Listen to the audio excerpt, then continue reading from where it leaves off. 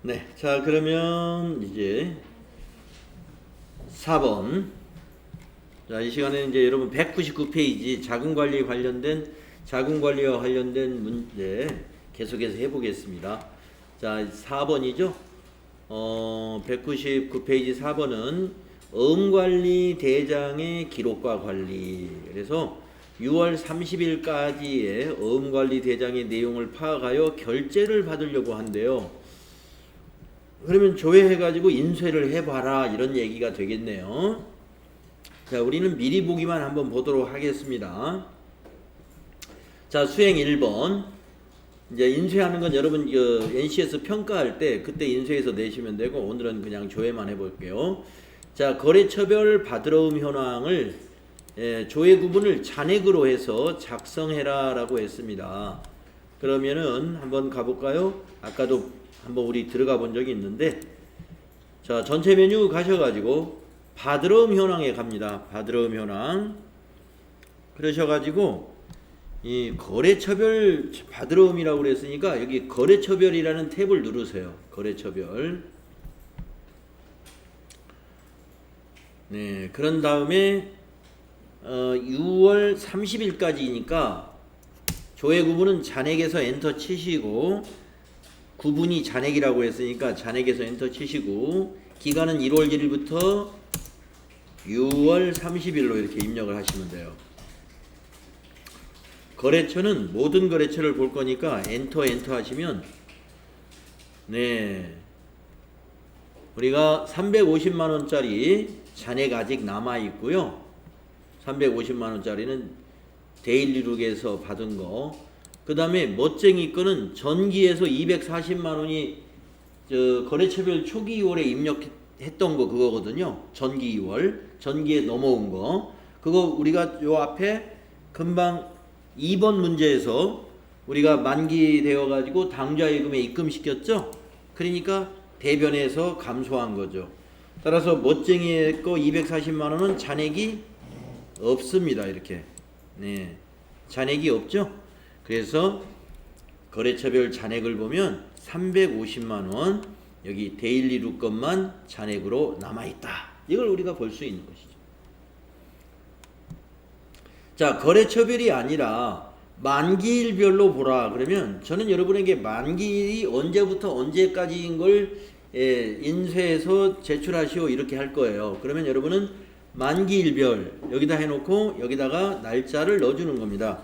2020년 1월 1일부터 2021년 12월 31일까지다. 저는 기간을 2년으로 여러분한테 얘기할 거예요.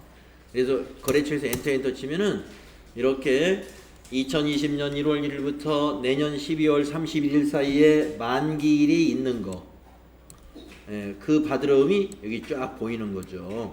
그래서 여기도 역시 두 건이에요. 두 건인데 지금 이 240만원짜리는 만기일이 6월 20일이었습니다. 그래서 지금 240만원은 만기가 이미 지났어요. 그래서 여기에 보면 구분에 만기라고 표시가 되어 있고, 그 다음에 내년 1월 10일이 만기인 데일리룩에서 발행한 이 350만원짜리는 여기 구분해 보면 보관, 현재 보관 상태다. 이걸 우리가 볼 수가 있죠. 자,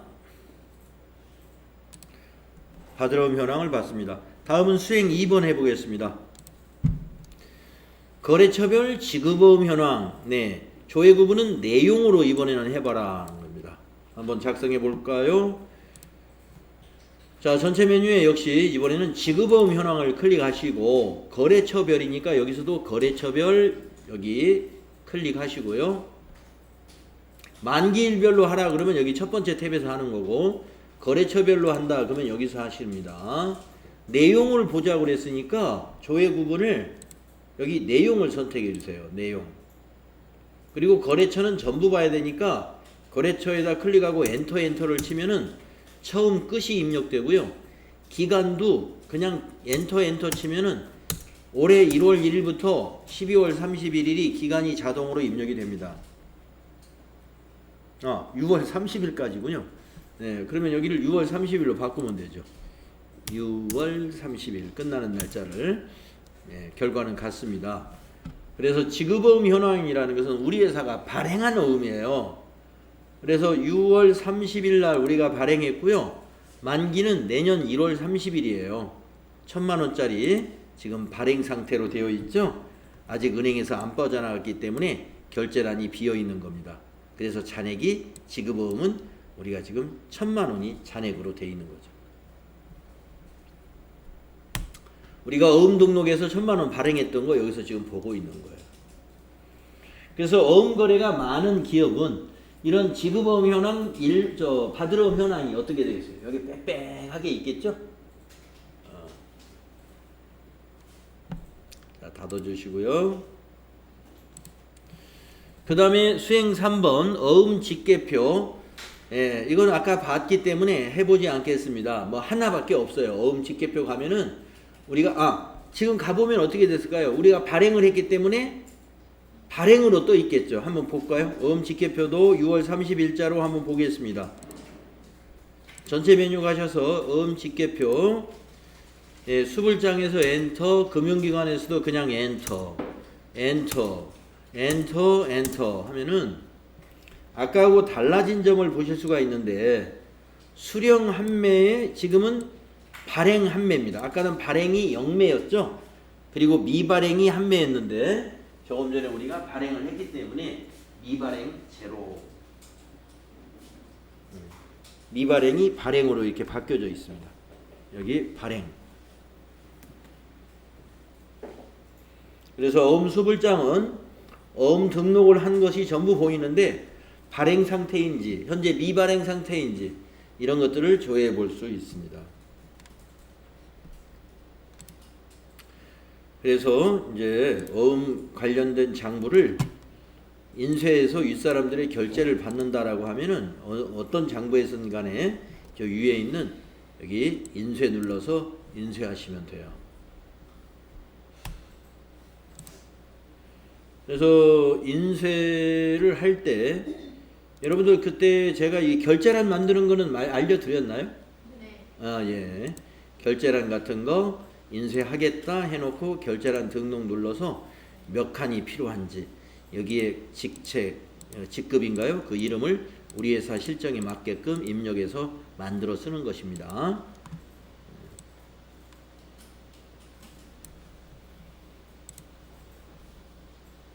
닫아주시고요. 자, 그 다음에 이제 5번에 일일 자금 명세서의 어음관리. 네, 여러분들 NCS 평가에서도 일일 자금 명세서 한 장 인쇄하라고 하는 문제가 있을 거라고 아까 말씀드렸죠. 이거 한번 해보겠습니다. 어음 명세서, 일일 자금 명세서에서의 어음 관리라고 되어 있는데 이게 뭐냐면은 6월 30일 시점에 일일 자금 명세의 내용을 파악하여 결제 받으려고 한다. 네, 한번 일일자금 명세서를 작성을 수행하시오 했는데 6월 30일 거를 작성하래요. 한번 해볼까요? 일일자금이니까 하루치만 모이는 겁니다. 자, 여기 금융자금관리에 보시면요, 메뉴에 일일자금 명세 가로 열고 격리일보 있습니다. 자, 클릭하시고 여기다 6월 30일을 입력하시면 돼요. 6월 30일 자금 항목 전체에서 엔터, 일일거래 전체에서 그냥 엔터 칩니다. 그러면 뭔가가 작성이 됐는데요. 6월 30일 날 일일거래란을 보면은 외상매입금과 지급어음이라는 개정 과목의 거래가 있었어요. 외상매입금은 차변에 왔고요. 지급어음은 대변에 왔었습니다. 이렇게. 그러면 우리가 입력할 때 외상매입금 차변에 입력했고 지급어음 대변에 입력했다는 뜻이에요. 그러니까 여러분이 외상매입금을 어음을 발행해서 지급했었구나. 그러면 이 거래, 하루의 거래에서 자금과 관련된 거래는 이 지급어음입니다. 그래서 지급어음의 내용을 보게 되면은 밑에 지급어음 항목이 여기 중간쯤에 보이실 거예요. 지급어음의 전일 잔액이 350만 원입니다. 이 전일 잔액 없네요. 전일 잔액이 제로예요. 없죠. 그런데 당일에 1,000만 원이 증가합니다. 당일 증가 1,000만 원. 당일 감소는 0이죠. 없죠. 그래서 당일 잔액은 1,000만 원. 전일은 잔액이 없었는데 이 1,000만 원 지급어음의 부채 증가로 인해서 당일에 잔액이 1,000만 원이 생겼습니다. 이런 얘기예요. 그래서 밑에 보시면 자금과 관련된 개념 과목들이 여기 다 있습니다. 전일현금, 당일현금, 전일 당좌 예금의 전일 잔액, 당일 잔액, 보통 예금의 전일 잔액, 여기는 당일 잔액, 또 받을 어음의 전일 잔액, 당일 잔액 등의 자료가 이게 차입금도 거래가 있으면 보입니다만은 거래가 개정 과목이 현재 없기 때문에 안 보이는 거고요. 그래서 이 자금과 하루의 거래 내용과 자금 관련 내용의 증감을 보여주는 게 일일자금 명세서 격리일보다 입니다. 네. 그래서 격리일보 인쇄하세요. 그러면 이렇게 조회해 가지고요. 여기 상단에 있는 인쇄 이거 눌러서 제출해 주시면 되는 거고요. 이거를 제출하라는 이유는 이 양식을 잘 인쇄했느냐를 본다기보다는 이날, 그러니까 만약에 제가 6월 30일 거 일일자금 명세를 인쇄하시오라고 했으면 이날 일일 거래에 이 앞에서 여러분이 입력한 거래 내역이 여기에 개정 과목이 일단 다 보여야 돼. 그리고 차변에 뭐 얼마, 대변에 얼마라든가 현금 거래라면 현금 수입인지 현금 지출인지 이런 것들이 나와야 우리가 전표가 제대로 입력했구나 하는 걸 본다는 것이죠. 자, 일일자금 명세 이런 거고요. 제가 보기에 일일자금 명세 양식은 이 현업에서 많이 쓰는 양식 같지가 않아요. 굉장히 복잡해요. 보기에. 예. 뭐 그거가 결제로 이런 보고서 서류로 보기에는 좀 미흡한 것 같아요. 일목요연하게 볼 수가 없어. 너무 그냥 복잡하게 생겨가지고 좀 보기 힘든 면이 있습니다. 자, 그래서 우리 199쪽까지 해봤습니다. 다음 페이지는 이제 수행 결과가 나와요. 네, 외상 매출금을 어음으로 받았던 거래 6월 10일 거 기억나실 거고.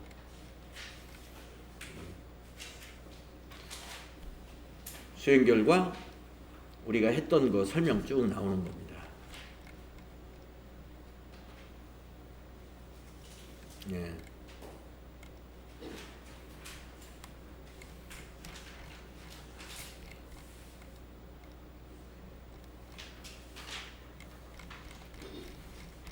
수행 결과 우리가 지금 했던 거.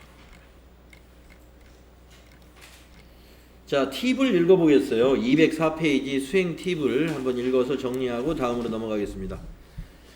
시험에서는 받으러움, 지급어음, 계정은 기능모음의 자금관리 또는 F3을 눌러서 작업을 하도록 문제가 지시되어 있다 이거예요. 제시되어 있습니다.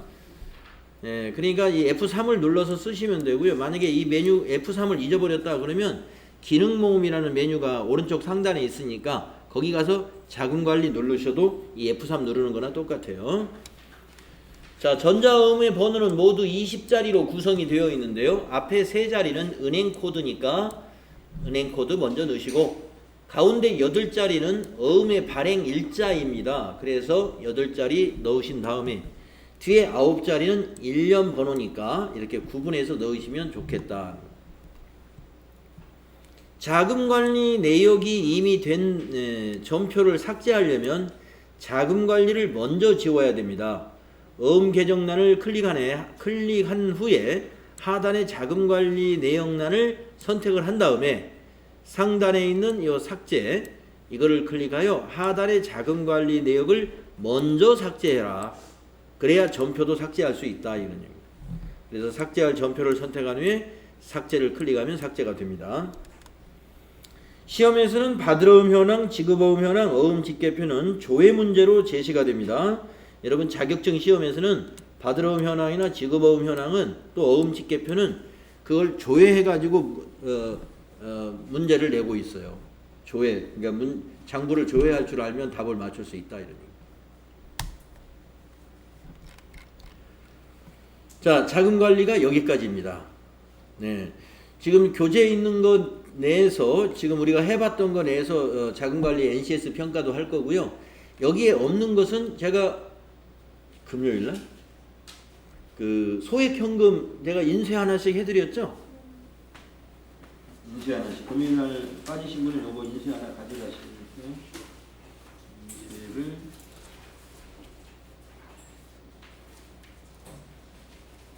소액 현금 제도에 대해서 여기. 네.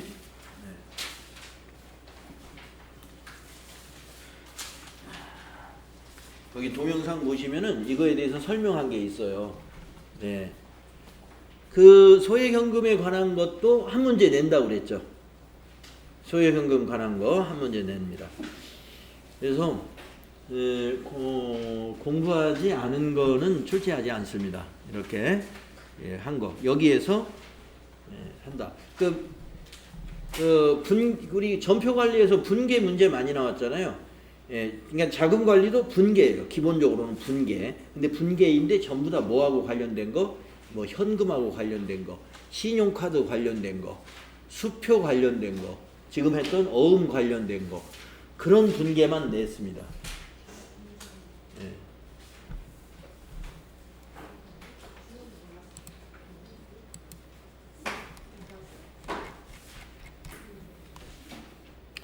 자, 이제 4장으로 넘어가겠네요.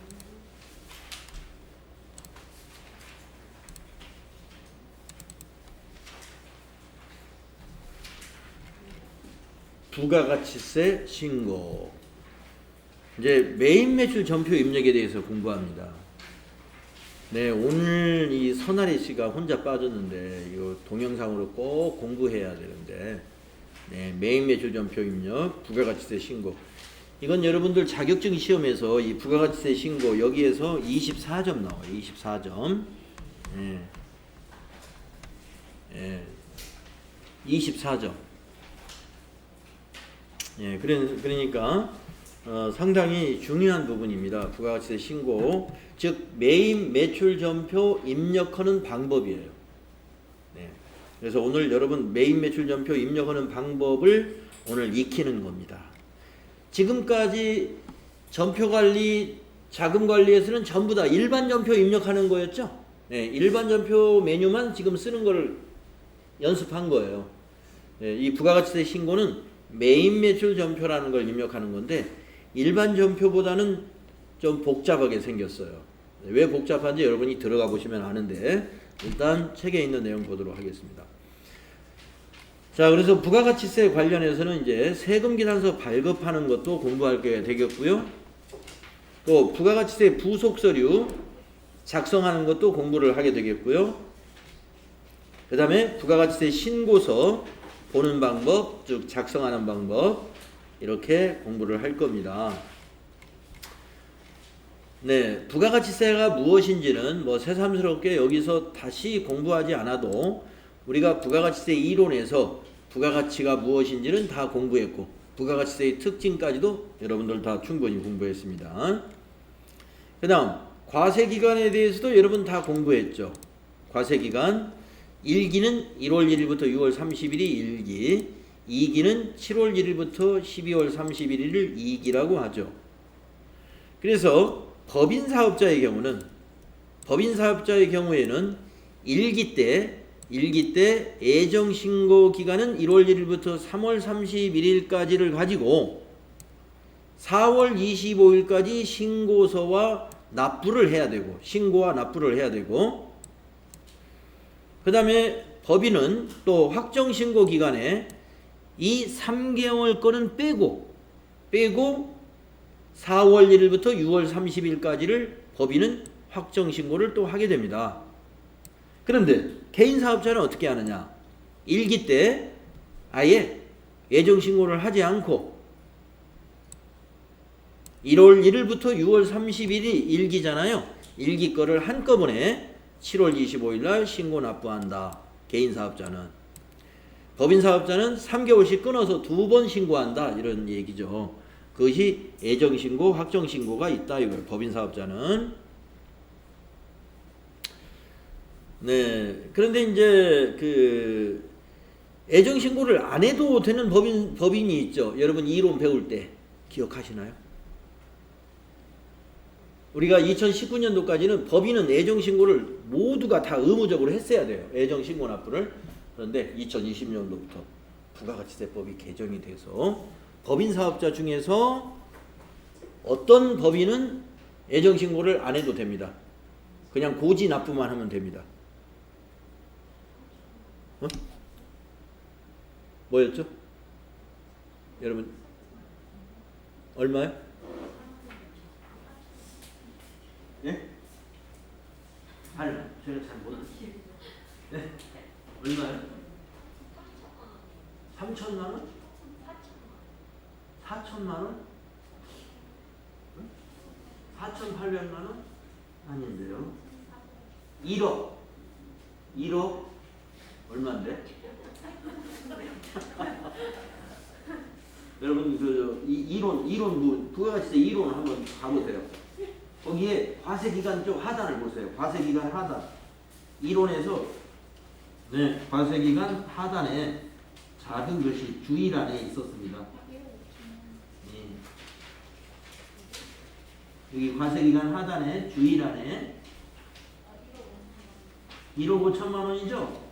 직전 과세기간에 합계액이 1억 5천만 원 미만인 법인사업자는 애정신고기간에 고지세액만 납부해도 된다. 직전 과세기간이니까 직전 6개월을 말하는 거예요. 직전 6개월. 거기 몇 페이지죠? 그게 있는 게? 90. 네, 여러분 90페이지에 있습니다. 90페이지 하단에. 그러니까 여러분이 이 표만 보면은 지금 현재 이 표를 봐서는 모든 법인 사업자가 애정 신고를 다 하는 걸로 지금 표가 되어 있잖아요. 모든 법인은 아니다 이거죠, 사실은. 예외가 있어요. 예외는 직전 과세 기간에 매출액이 1억 5천만 원 미만인 법인은 고지 납부. 여기 개인처럼 고지 납부를 하고, 개인과 똑같이 1기에서는 7월 25일에 한 번만 신고 납부하면 된다 이거예요. 그러니까 법인 중에서 규모가 좀 작은 법인이 해당이 되겠죠. 조금 규모가 작은 법인은 개인 사업자하고 똑같이 혜택을 준 거예요. 부가가치세 신고 1년에 2번만 해도 된다 이 말입니다. 그렇다고 해서 애정 신고 때 개인과 직전 연도 공급가액이 1억 5천만 원 미만인 법인은 가만히 있느냐? 가만히 있지는 않고 어떻게 해요? 4월 25일 날 납부는 하죠. 신고는 안 하고 세무서에서 날라온 고지된 금액만큼 납부만 하면 돼요. 자, 2기도 마찬가지입니다. 애정은 7월 1일부터 9월 30일, 그것을 10월 25일까지 신고 납부한다. 확정신고는 애정신고한 법인은 10월 1일부터 12월 31일까지만 요 3개월치를 확정신고 때 신고 납부한다. 언제까지? 그 다음에 1월 25일까지. 자, 그런데 개인 사업자라든가 이런 그 애정신고를 하지 않은 사업자는 어떻게 해야 돼요? 7월 1일 거부터 12월 31일 6개월치를 다음에 1월 25일 날 신고 납부해야 되겠죠. 애정신고 때 신고했던 데는 3개월치만, 애정신고 때 신고하지 않은 법인과 개인 사업자는 6개월치를 한다 이런 얘기입니다. 네, 자, 이해가 되셨겠죠. 자, 우리가 시험에 여러분 그 FAT 시험에 나오는 회사는 중소기업으로 나와요. 중소기업. 그러니까 규모가 있는 회사이기 때문에 애정신고, 확정신고 다 하는 회사예요. 그러니까 우리 여러분들 실습할 때는 애정신고 하면은 1기 애정하면 1월부터 3월 31일, 1기 확정 하면은 4월 1일부터 6월 30일, 또 2기 애정 하면은 7월 1일부터 9월 30일 2기 확정하면은 10월 1일부터 12월 31일 요 기간. 예, 그래서 실제 우리 시험에서는요 규모가 작은 법인이 아니라 규모가 꽤 큰 법인으로 나오니까 이제 부가가치세 과세기간이 예정신고 한 번, 확정신고 한 번, 예정신고 한 번, 확정신고 한 번 이렇게 3개월씩 구분이 된다는 거 알아두시기 바랍니다. 그 다음에 전자세금계산서 발급에 대해서도 우리가 앞에 이론 때 다 했죠. 예, 세금계산서 발급. 자, 세금계산서 발급은 원칙적으로 거래가 일어난 날 발급하는 게 원칙이에요. 그죠? 한번 내용을 읽어보겠습니다. 부가가치세가 과세되는 재화나 용역을 공급하는 사업자는 공급받는 자로부터 공급가액의 10%에 해당하는 부가가치세를 징수하고 그 거래 사실을 증명하기 위하여 세금계산서를 작성한다. 법인사업자와 소득세법상 복식부기 의무자에 해당하는 개인사업자는 재화 또는 용역의 공급 시기가 속하는 달에 다음 달 10일까지 전자세금계산서를 발급하여야 한다. 자, 다음 달 10일까지 발급하는 것은 뭐예요? 월합계 세금계산서 제도라고 그랬죠? 예, 월합계 세금계산서. 그러니까 늦어도 다음 달 10일까지만 발급을 하면 작성 날짜는 그 달의 마지막 날짜로 해야 돼요. 다음 달 10일까지만 작성을 하면 세금계산서 지연 작성은 아니에요. 정상으로 봐준다 이런 얘기입니다. 다만 개인사업자는 직전 연도 사업장과 과세 공급가액과 면세 공급가액의 합계액이 3억 원 이상인 경우에는 전자세금계산서를 발급해야 한다. 네, 개인사업자는 3억 원 이상일 때 전자세금계산서 발급 의무가 있는 것이고 법인은 무조건 전자세금계산서 발급 의무가 있는 것이죠. 네. 그때 이론에서 배운 겁니다. 이거는. 자, 근데 우리는 실기에서 뭐 이론에서 배운 거 그걸 한번 더듬어 본 거고 지금 우리가 알아야 될 일은 이걸 알아야 돼요. 매입 매출 전표 입력에서 알아야 될 거. 자, 그래서 우리가 매입 매출 전표가요 매출과 매입으로 이렇게 구분이 됩니다. 매출이냐 매입이냐. 매출은 판매한 것이고 매입은 우리가 사온 것이죠. 그래서 매출 유형에서 이 유형 코드가 있는데 이 유형 코드가 굉장히 여러 개입니다만은 시험에 우리 FAT 1급 시험에서는 요 3개 유형만 출제가 됩니다. 매출에서는 11번 과세, 13번 면세, 17번 카드 3개 유형만 시험에 출제가 돼요. 여러분들 이제 8월 15일날 시험 보시는 분들. 그 다음에 매입 유형은 4개가 출제됩니다. 51번 과세 매입, 53번 면세 매입, 54번 불공 매입, 57번 카드 과세 매입. 이렇게 4가지 유형이 나와요. 그러면 우리는 총 7가지 유형을 알고 있어야 되겠죠. 시험에 대비하기 위해서는. 그래서 오늘 이 총 7가지 유형에 대해서 전표 입력하는 법을 배우게 됩니다. 우리가 매입 매출 전표 입력하다 보면 전자세금란이라는 걸 만나게 되는데요. 여기를 0번으로 입력할 때는 더존 빌 36524에서 발행하는 경우, 지금 우리 더존 스마트 A에서 전자세금계산서를 발급하면은 요 더존 빌 36524 사이트에서 발행이 돼요. 우리가 전자세금계산서 발행은 이메일로 발송이 되잖아요. 그러려면은 이메일 발송하는 사이트가 있어야 되겠죠. 그 사이트가 빌 36524예요. 그래서 여기를 통해서 발행을 하는데 그때는 여기 전자세금란을 0번을 입력한다 이 말이고요. 그 다음에 1번 전자입력하는 경우가 있는데 빌 36524가 아닌 다른 기관에서 발행한 자료를 입력할 때는 1번 전자입력을 해요.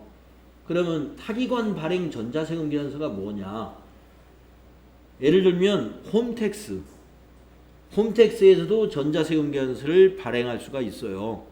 그래서 전자세금계산서는 홈택스에서 발행을 하고 우리는 더존에다가 회계를 처리하기 위해서 매입이나 매출 전표를 입력만 한다라고 하면은 1번 전자 입력해라 이거예요. 어떤 거에 대해서? 전자세금계산서에 대해서. 이 전자세금이라는 것은 전자세금계산서를 표시해 주는 거예요. 전자세금계산서 아니면 그냥 다 거기 비워두는 거예요. 비워두는 거예요. 지금은 여러분 이게 실감이 안 나죠? 한 번도 안 해봤기 때문에. 그래서 여기 밑에 있는 것은요, 그냥 지금은 이런 것이 있구나 하고 알아도 금방 좀 이따 알게 됩니다. 자, 그 다음에 분계가 있는데, 여러분이 이제 그 일반 전표에서는 분계를 전부 수동으로 했죠. 그런데 이 매입 매출 전표는 자동화되어 있어요. 분계가 자동화되어 있어요. 아마 깜짝 놀랄 겁니다. 그래서 전액 현금이 입금이라든가 전액 현금이 출금된 거래는 1번 분계에다가 1번 입력하면 분계가 자동으로 딱 돼요. 차변 뭐 얼마, 대변 뭐 얼마 자동으로 딱 된다 이거. 그다음에 전액 외상 매출금이라든가 전액 외상 매입금인 분계는 2번 외상 분계 넣으면 이것도 자동으로 자동으로 차변의 외상 매출금, 대변의 상품 매출, 외상 매입금이면 차변의 상품, 대변의 외상 매입금 자동 분계가 일어납니다. 그런데 혼합, 이 혼합은 반자동. 자, 현금, 외상, 카드 이런 것이 아닌 그 이외의 기타 거래는 혼합을 선택하는데 이거는 꼼꼼히 많이 챙겨야 돼요. 그 다음에 카드 4번은 카드 분계인데 카드로 결제했다라고 하면 카드 분계하면 돼요. 이것도 완전 자동이지만 좀 많이 살펴봐야 됩니다. 환경 설정이 어떻게 되어 있냐에 따라서 우리가 원했던 결과가 아닐 수가 있는데 지금 우리 그 3일 패션이죠. 지금 우리가 연습하고 있는 회사. 이 3일 패션의 환경 설정은 FAT 1급에 지금 출제되고 있는 환경 설정과 똑같이 맞춰놨어요. 그러니까 아마 잘 맞을 겁니다. 자, 여기서 이제 중요한 것은 매입 매출 전표의 분계는 뭔가 일반 전표하고 다르구나. 자동화되어 있구나. 요거를 우선 알고 계시면 되겠습니다. 다음 페이지 보시면은 이제 아까 유형 7가지가 시험에 나온다고 그랬잖아요. 원래 유형은 이렇게 매출 유형이 이렇게 많아요. 7가지보다 훨씬 많죠. 11번부터 24번까지. 그런데 FAT 1급에서 이 유형을 다 문제를 낸다 그러면 합격할 사람 몇 사람 없어요. 그래서 유형을 문제를 다 낼 수는 없고 거의 모든 도소매업에서 도소매업에서 주로 많이 쓰는 유형들만 골라서 냅니다. 11번, 13번, 17번. 사실은 여기 14번도 많이 쓰는 거예요. 14번도 문제를 내야 되는데 더 이거보다 높은 급수 TAT 2급에서 문제를 내요. TAT 2급에서. 그래서 FAT 1급은 매입 매출 전표는 아주 기초적인 걸 내고 있다. 그래서 매출에서 11, 13, 17 3개 유형만 문제를 내고 있다. 자, 그러면 11번이란 무엇이냐? 자, 매출이니까 매출이어야 되겠고요. 세금 계산서를 발급한 것이면 11번이에요. 세금 계산서를 발급했으니까 당연히 VAT가 뭐예요? 부가가치세죠? 부가가치세 10% 있는 거죠.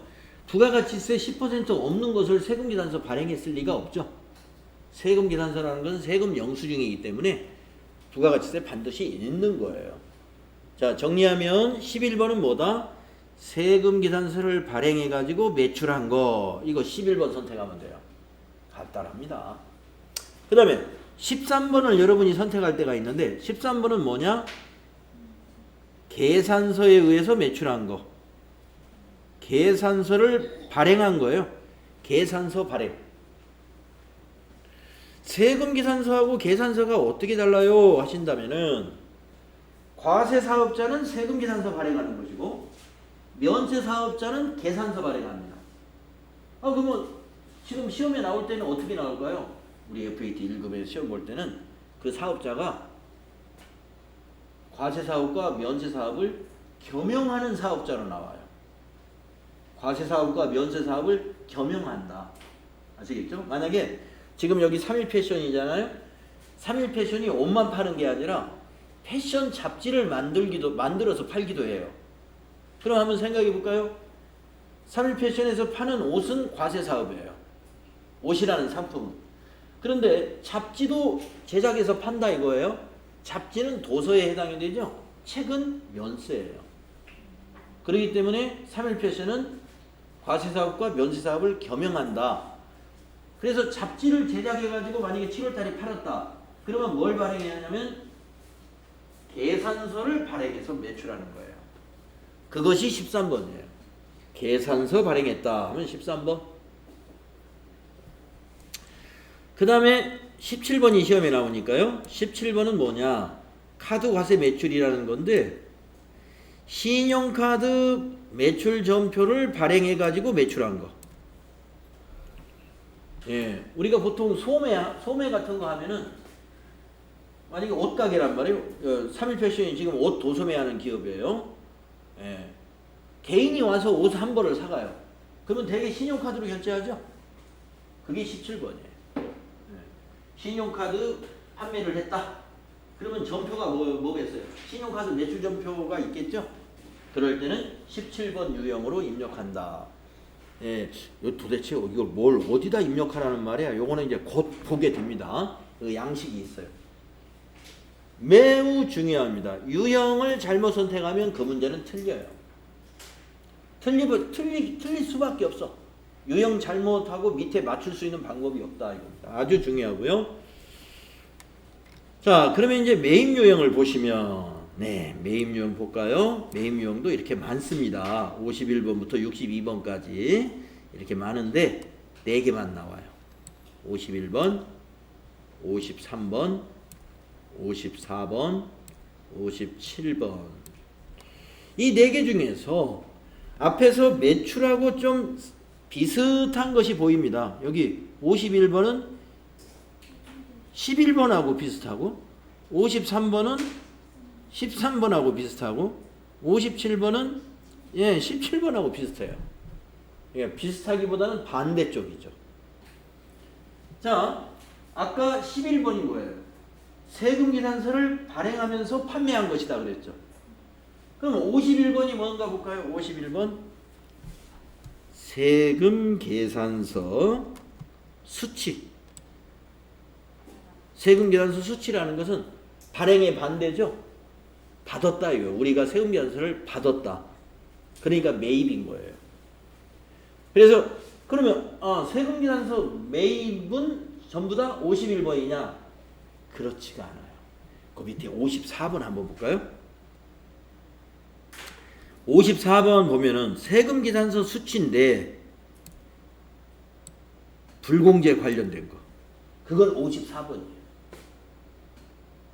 세금계산서를 받았는데 매입수익 불공제와 관련됐다 이거예요. 그게 뭐냐면은 만약에 NC백화점에서 3일 패션이 NC백화점에서 선물 세트를 10개를 샀습니다. 10만원짜리 10개, 100만원을 샀죠? 그러면 선물 세트는 과세자료죠, 과세. 그래가지고 세금계산서 해달라고 그러니까 NC백화점이 3일 패션 앞으로 세금계산서를 발행을 해줬어요. 근데 그 선물 세트를 어디 쓸 거냐면 거래처에 선물할 거예요. 그러면 접대비이기 때문에 매입세 공제를 못 받아요. 그게 54번이다. 그래서 여러분 그 매입세 공제 못 받는 거 이론 때 배웠죠. 자, 접대비 관련된 거, 토지 관련된 거, 승용차 관련된 거, 사업과 관련이 없는 거, 또 면세 사업에 사용하는 거, 이런 것들은 매입세 공제를 못 받아요. 그런데 세금계산서를 받아왔어요. 그게 54번이에요. 네. 54번. 51번하고 중복되는 게 있죠. 51번도 세금계산서, 54번도 세금계산서. 두 개가 다 세금계산서입니다. 근데 51번은 매입세 공제 받는 세금계산서, 54번은 매입세 공제를 못 받는 세금계산서. 그러면 딱 정리돼요. 자, 그러면 이제 53번은 뭐냐? 면세입니다. 아까 13번 매출에서 13번은 뭐예요? 3일 패션이 옷을 파는 회사인데 잡지도 판다. 그러면 13번 매출이라고 그랬죠? 계산서 발행하면 53번은 계산서를 수취한 거예요. 계산서 수취. 우리가 계산서를 받았어요. 반대로 우리가 책을 사오면 계산서 받는 거예요. 책을 샀다고 해서 서점에서 꼭 계산서 해주는 건 아니죠. 현금 영수증이나 신용카드를 해줄 수도 있습니다. 그거는 이게 아니에요. 53번은. 53번은 무조건 계산서야 돼. 계산서. 예. 면세 품목인데 면세 품목이나 품목이라 하더라도 세금 계산서가 아니면 이런 거예요. 여기 보면 현금 면세 매입, 현금 영수증 면세고 카드 면세 매입 이런 것도 있죠. 시험에는 안 나오지만 여기 카드 면세 매입 58번 이런 것도 있죠. 예, FAT 1급 시험에는 안 나오지만 이거하고 헷갈리지 마시라고. 53번 면세 매입은 신용카드 매입이나 현금 영수증 매입은 아니에요. 계산서. 반드시 계산서가 있어야 돼요. 아까 13번도 뭐라고 그랬어요? 계산서가 있는 매출이라고 그랬죠? 53번도 계산서 수취한 것이다. 그러면 이제 57번은 아시겠죠? 17번은 신용카드 매출전표를 우리가 발행한 거라면 57번은 매입이니까 신용카드 매출전표에 의해서 매입한 거. 그러니까 우리가 신용카드 매출전표를 받아온 거예요. 받아온 거. 수취한 거. 우리 법인카드를 우리 회사가 법인카드 사용한 것이 57번이에요. 네. 그래서 이제 우리가 해보지 않고 이거 뭐 51, 53, 54, 57 이거 참 여러분 이해하기 쉽지 않을 거예요. 그래서 연습을 해보겠습니다. 자, 그 다음 페이지에 있는 전자세금계산서 발급 내역 관리는 이거는 미리 말로 설명하기 너무 어려워요. 그러니까 이거는 일이 어려워서가 아니라 이걸 해봐야 알지 이걸 읽어야 여러분 괜히 더 복잡스럽습니다. 그래서 이거는 그냥 패스하고 바로 실습만 해보면 돼요. 자, 그래서 몇 페이지로 가느냐 하면은 212페이지입니다. 212페이지. 예. 1번 하나만 하고 우리 쉬었다 할게요. 자, 1번 보시면 거래명세서에 의한 전자세금계산서 발급 및 전송. 네. 자, 거래명세서라는 것을 보고 이 거래명세서라는 걸 보고 전표를 입력하고 그 다음에 세금계산서, 전자세금계산서를 발급하고 전송까지 하시오 하는 문제입니다. 자, 밑에 코디나라라는 거래처에 여성 정장을 외상으로 매출하였다. 여기다 분계 한번 써보시오 하는 겁니다. 네. 자, 여기 세금까지 넣어서 분계를 쓸 줄 알아야 되는데요. 갑자기 분계가 이제 어려워졌어요. 요 세금을 분계해야 되니까. 네. 그런데 여러분 이제 분계가 자동이기 때문에 굉장히 쉬울 거예요. 하지만 아무리 자동이라도 그 자동을 보고 이해할 줄 모르면 안 되죠. 그래서 여러분이 분계를 손으로 쓸 줄 알아야 되는 겁니다. 자, 한번 써봅시다.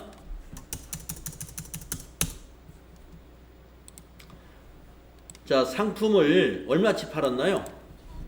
예. 그 대금은 어떻게 됐나요?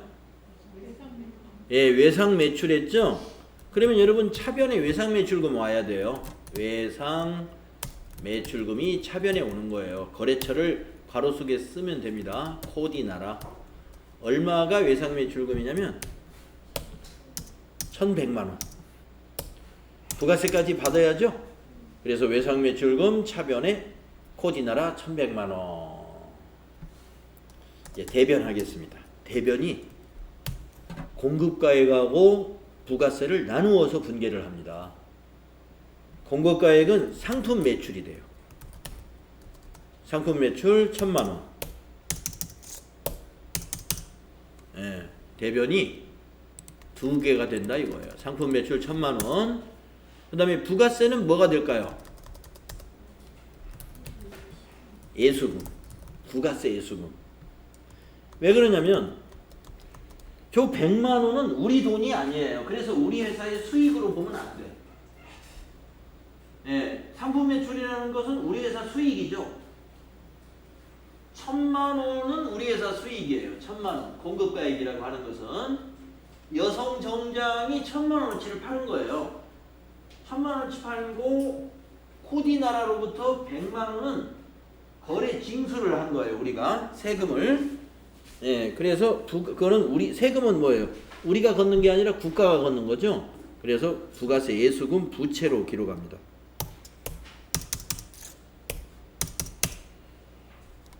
네, 그래서 거래 후 결합 관계를 써본다면 차변의 외상 매출금은 자산 증가요. 대변의 상품 매출은 수익. 네, 수익 발생. 상품 매출이 영업 수익이에요. 우리 상품 매출액이죠. 영업 수익. 수익 발생이고요. 부가세 예수금 대변에 오는 것은 예, 부채 증가예요.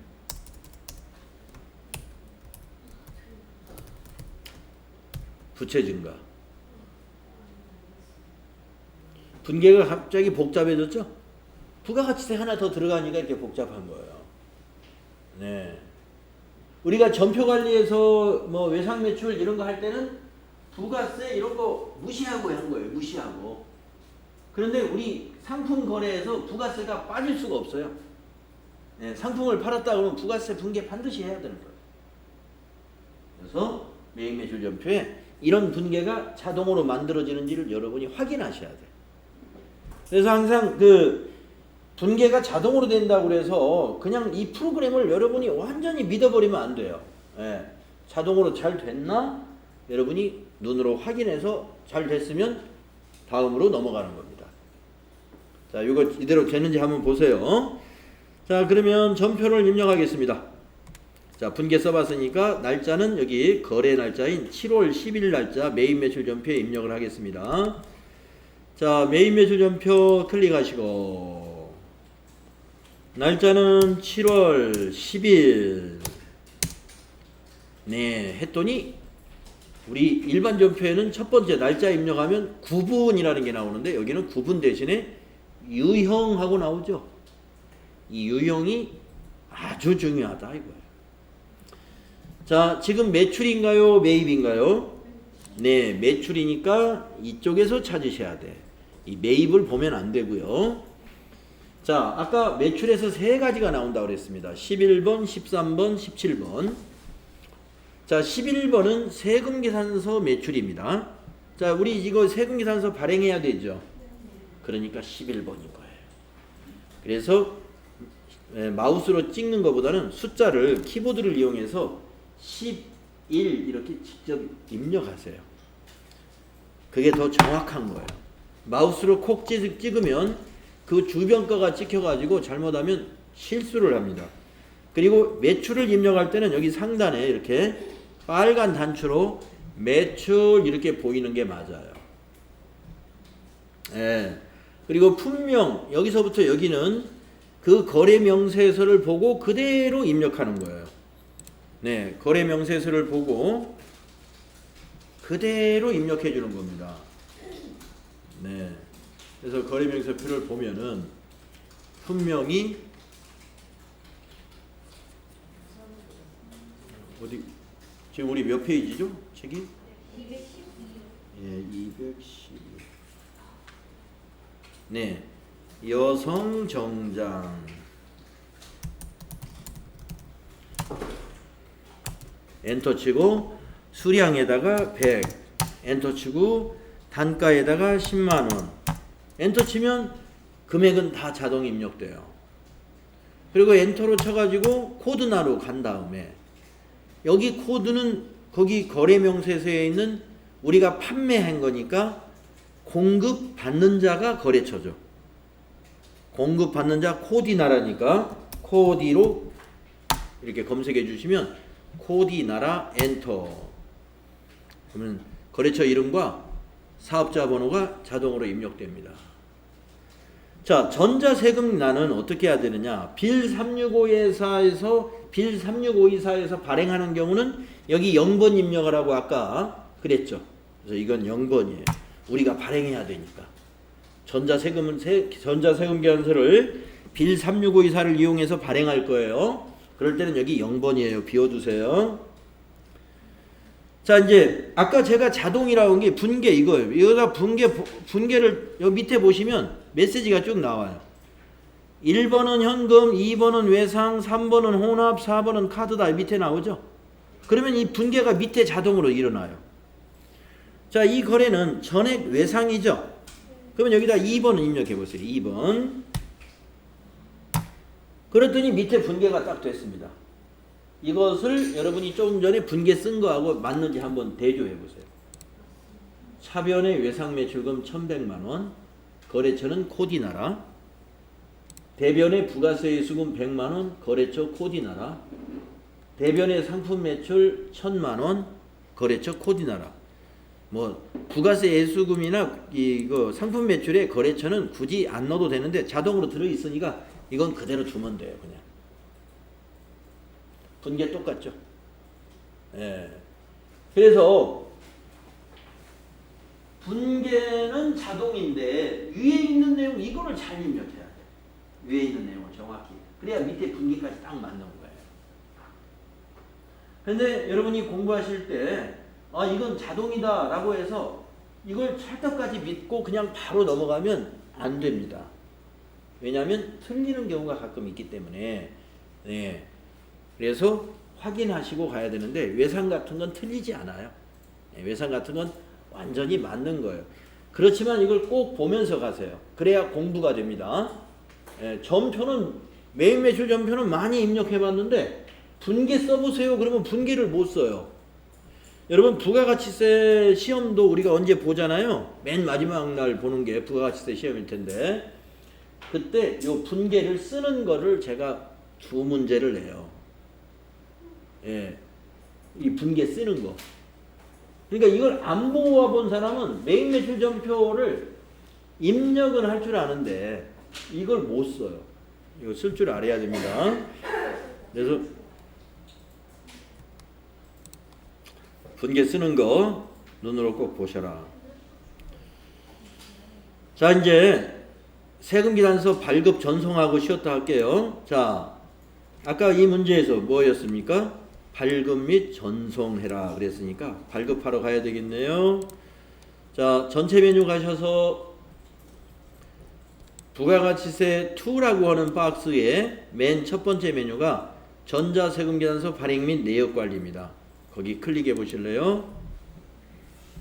여기다가 날짜를 우리가 아까 전표를 7월 10일자로 입력했죠?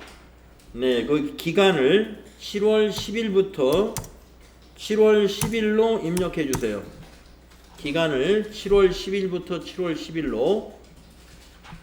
그리고 거래처는 그냥 엔터 치세요. 그러면 코디나라 1,000만원짜리 여기 발행이 안 된 게 하나 있을 거예요. 지금 처리 상태 미전송 이렇게 되어 있죠. 여기를 체크해 주세요. 체크를 해 주시고 마우스로 클릭하면 체크가 되죠. 그런 다음에 위쪽을 한번 보실래요? 그러면 전자 발행이라고 나옵니다. 거기를 클릭해 주세요. 그러면 로그인이라는 창이 자동으로 나오는데 이건 실제로 일어나는 상황은 아니에요. 그래서 밑에 확인 누르면 로그인이 자동으로 됩니다. 그러면서 이와 같이 전자세금계산서 양식이 딱 나오죠. 예, 원래는 진짜 실무에서는 여기 외상에다 입력을 해줘야 돼요. 외상에다가. 근데 우리는 시험에서는 이 결제란은 평가를 안 해요. 한번 그러나 입력을 해볼까요? 취소 눌러서. 예, 여기 외상란에 입력이 안 돼 있으니까 취소 눌러서 여기다 입력을 하면 돼요. 예, 여기 밑에 보시면 여기 외상란이 있죠? 여기다가 1,100만원을 입력하십니다. 그리고 엔터 쳐주시면 돼요. 그런 다음에 다시 한번 위에 전자발행 눌러볼게요.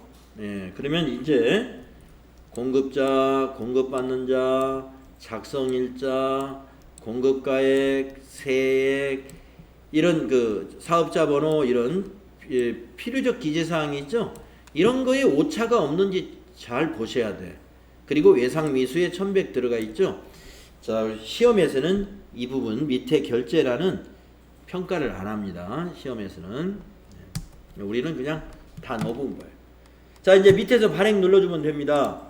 그러면은 한 건의 전자세금계산서가 발행되었습니다. 확인 누르시면 돼요.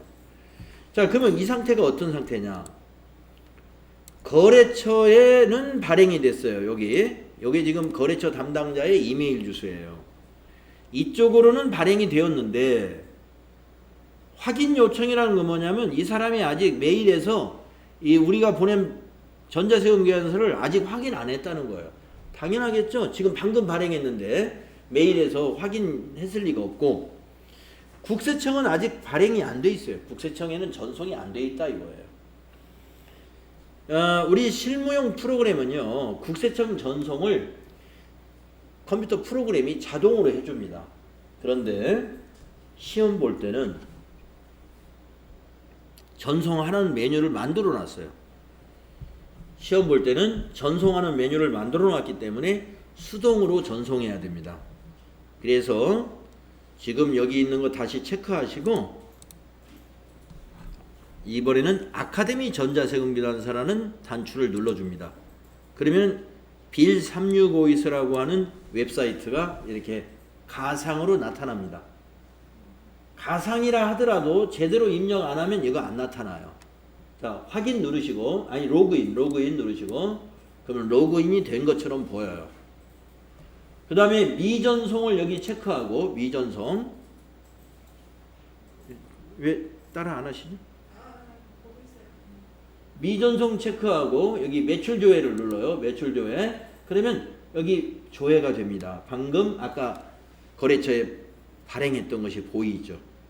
그러면 그 위에 여기 발행 단추가 있죠. 거기도 있고 이 밑에도 있고 또 오른쪽에도 있을 겁니다. 예, 여기 세 개 중에 아무거나 한 번만 누르면 돼요. 그래서 발행을 하면 이와 같이 발행 완료되었습니다. 그럼 밑에 확인 눌러주시고, 데이터가 없습니다. 네, 확인. 그러면 이제 발행이 된 거예요. 그리고 이 창은 닫아주는 겁니다. 여기 위에 닫기 단추 눌러서.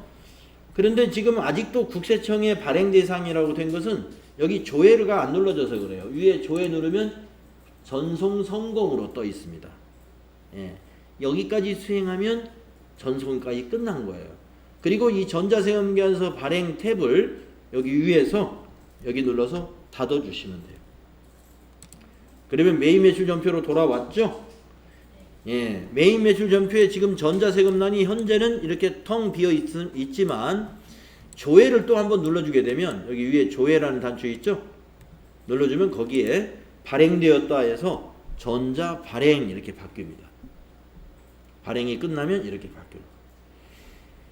그래서 메인 매출 전표 입력하고 세금계산서 발급하고 국세청 전송하고 하는 문제는 한 문제만 나와요. 예, 거기까지 3단계로 다 해야 되는 문제는 FAT 1급 자격시험에서는 한 문제만 나오는 거예요. 이게 한 문제 꼭 나오기 때문에 이거 연습 많이 해줘야 되겠죠. 예, 자, 10분간 쉬었다 하겠습니다.